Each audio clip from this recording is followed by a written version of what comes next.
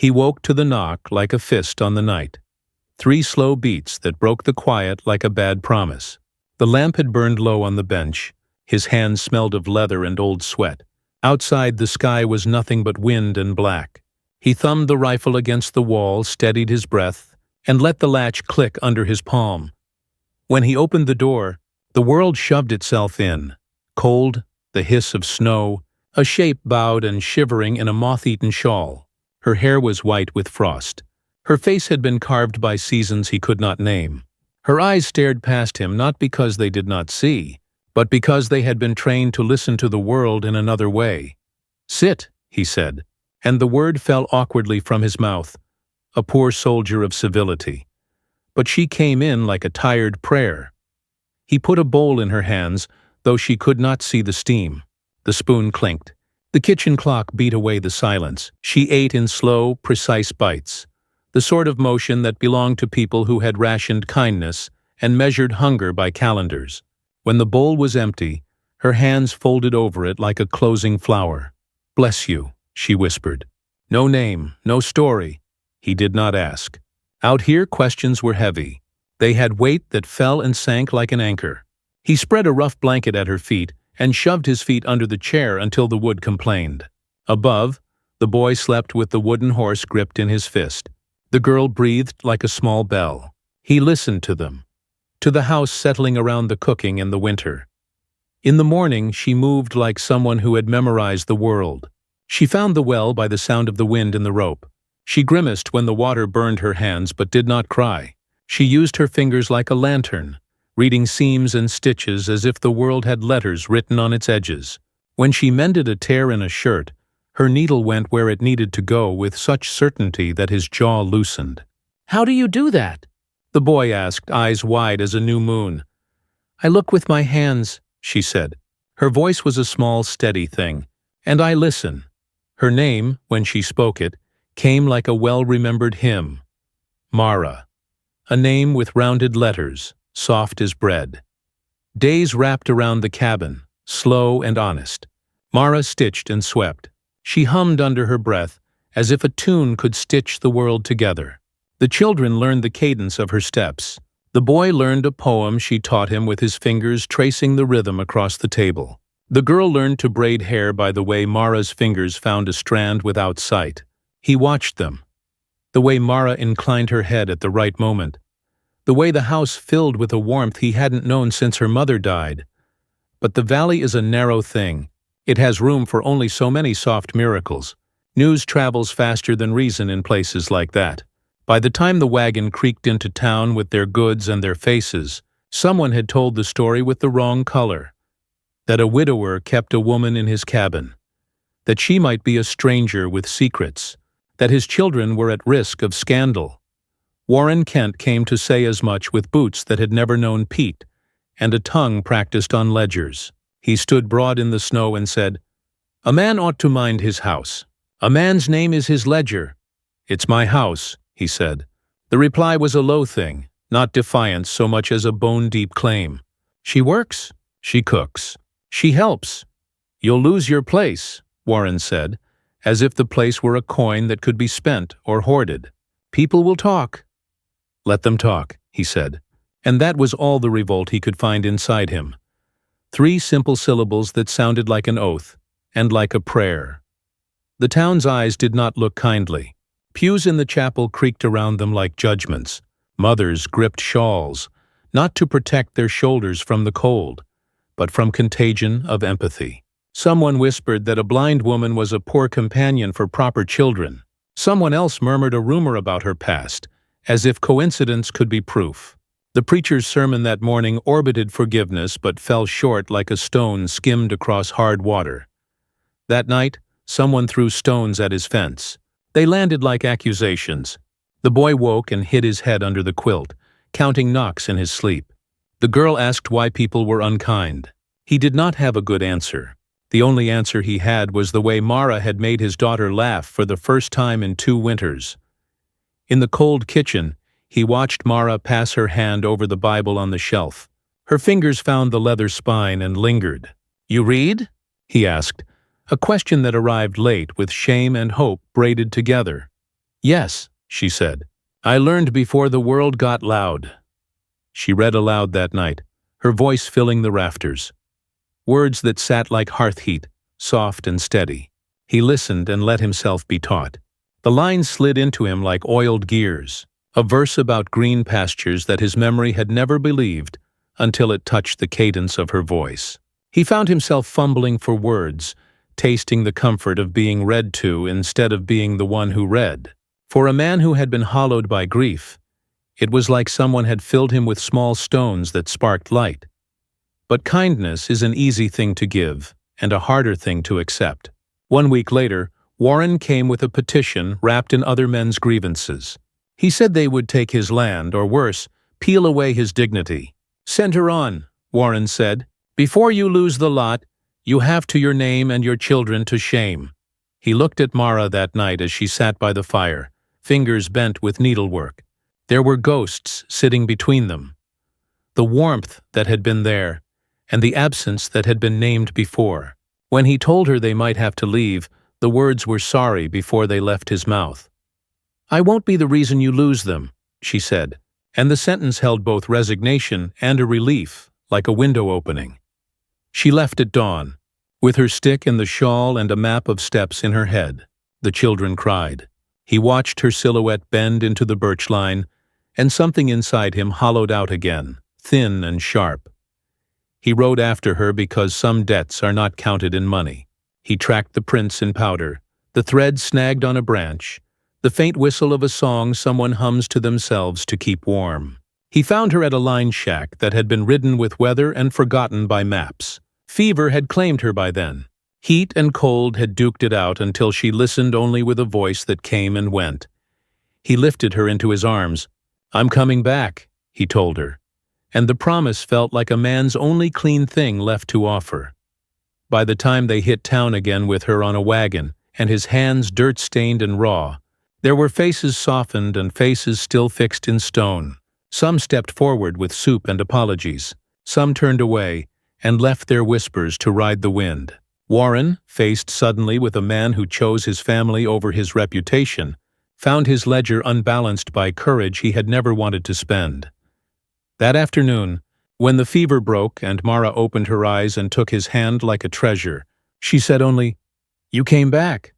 Yes, he said, and it was the answer to the town and to the ghosts of his past. It was the answer to himself. He had failed before, a wife gone, words unsaid, but he would not fail the living. Spring came slow.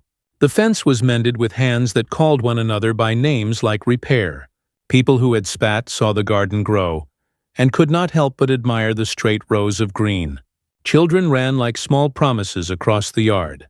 Mara taught the boy to measure seeds the way a carpenter measures wood, with patience and an eye for tomorrow. At night the house held laughter that felt like an impossible thing, the kind that demands to be protected. In the barn, when the sun crested the ridge and painted everything in gold, he slid his hand into Mara's without looking, fingers finding the warmth he had been too afraid to ask for. She smiled without seeing him. You're stubborn, she said. So are you, he answered. They were two broken people who had learned to hold each other's cracks like careful seams. The town had not quite forgiven them. Some grudges are easier to keep than a promise, but the hard things they had kept were their own. To feed the children, to mend the roof, to make sure there were clean quilts on cold nights. Once, when the children were asleep, and the moon was a thin coin in the black sky, he opened the Bible and traced the letters until the words made a faint path for him. Mara leaned her head against his shoulder and whispered the psalm he had tried and failed to learn at his wife's death. The words fit into him then, small and stubborn and true, like seed. The thaw came slow that year, the kind that teased the earth into hope and then froze it again just to test its patience. The mountains bled snow into the river. The river sang its low, old song. Inside the cabin, bread rose on the hearth, and laughter came easier, though neither of them trusted it fully yet. Grant worked the field in silence. The ground was rough, but it was honest. When he looked up toward the cabin window, he saw her shape moving behind the glass, slow, steady, tracing space like a musician recalling a song. Sometimes she'd step outside, hands out, feeling the air. He'd catch himself watching her too long. Maybe because she looked like something he could never deserve. Or maybe because she reminded him of something the world had taken, but hadn't quite killed. The quiet courage of survival. That night she asked him to describe the sunset. He tried. The words came clumsy, like a boy learning to pray. Gold at the edges, he said. Like fire dying soft. She smiled. Then it's beautiful. He wanted to tell her she was right, but the words stuck. So he nodded instead. The children slept. The lamp burned low. Grant sat beside the fire, the Bible open on his knees. He'd been teaching himself one word a night. One verse. One truth. Mara sat opposite, spinning thread between her fingers. You ever think about leaving? He asked quietly. Her hands paused. Leaving where? The valley. This place. Everything. She thought for a long time before answering. When I first lost my sight, she said, I thought the world ended. I waited for it to come back. It never did. Then I learned something. You don't need to see the world to belong in it. You just need someone to remind you you're still here. He didn't reply. Didn't need to. The fire cracked. The snow outside whispered.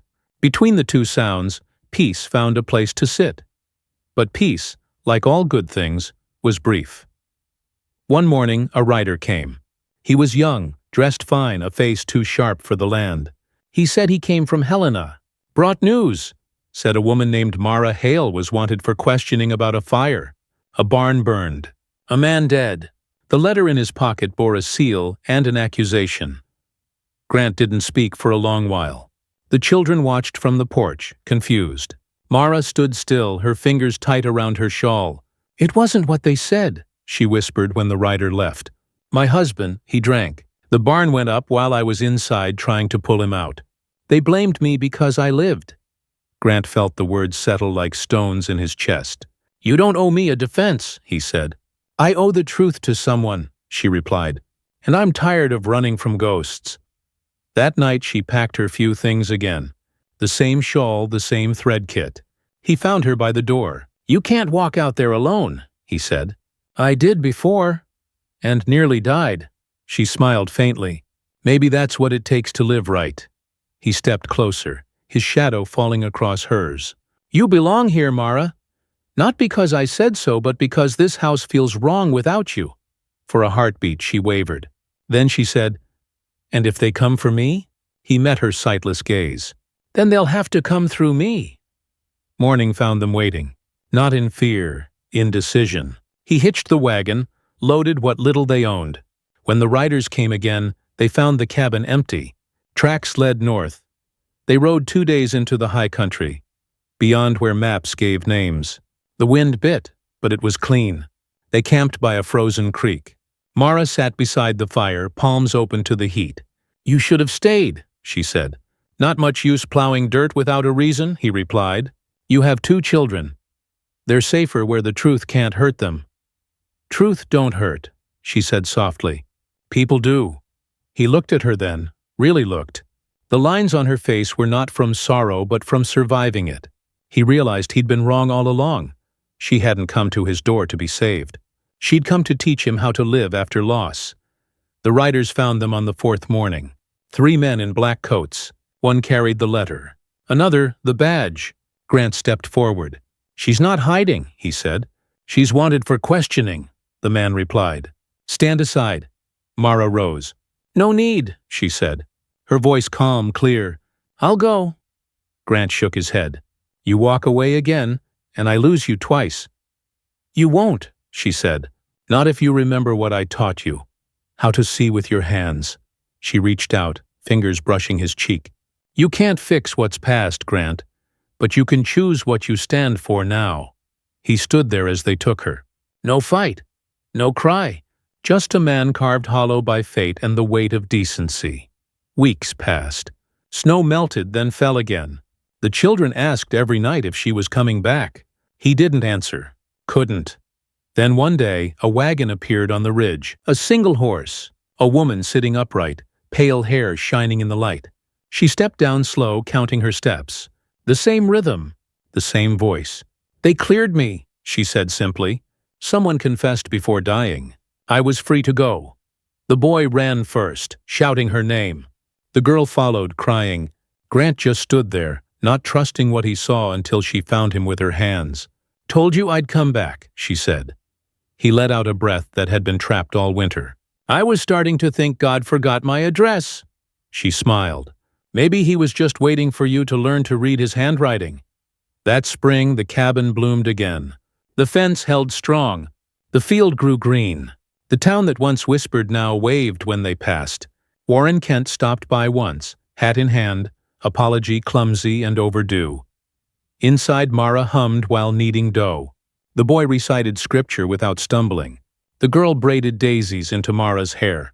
Grant sat on the porch, Bible open, reading slow but sure. The Lord restoreth my soul, he said, each word steady as stone. When he looked up, the world felt wider, not because it had changed, but because he finally could see it. The mountains glowed copper in the sunset. The wind smelled of rain and new beginnings.